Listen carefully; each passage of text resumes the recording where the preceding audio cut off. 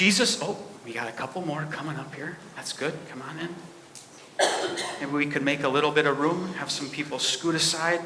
Yep, so we can get both the brothers in here. Okay, good. Jesus knew there was only a little time left before he had to go to Jerusalem so that he could die to save you and me and everyone else and rise from the dead to come back and tell everyone just how much he had done for them. This was Jesus' mission. This was Jesus' focus.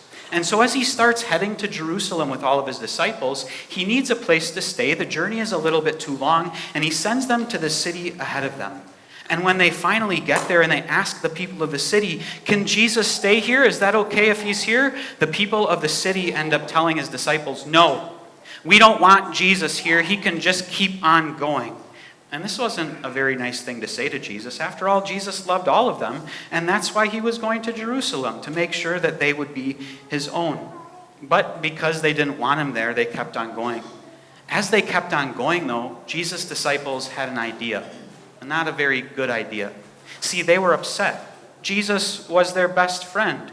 They didn't want anybody to say no to Jesus. They didn't want anybody to not love Jesus. And so they thought, maybe if these people treated Jesus badly, what we're going to do is ask that God treats them badly. We're going to get back at them. We're going to get revenge. And so they said, Jesus, should we ask that you destroy them?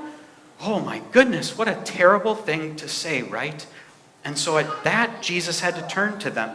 He had to correct his closest friends because they weren't wanting to love people around them. Instead, they were wanting to get revenge for the bad things people did.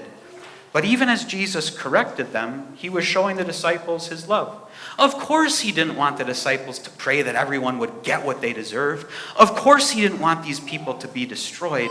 Instead, he wanted them to have more and more time in their lives to come and believe in him. Sometimes people do us wrong. Sometimes people do us really wrong.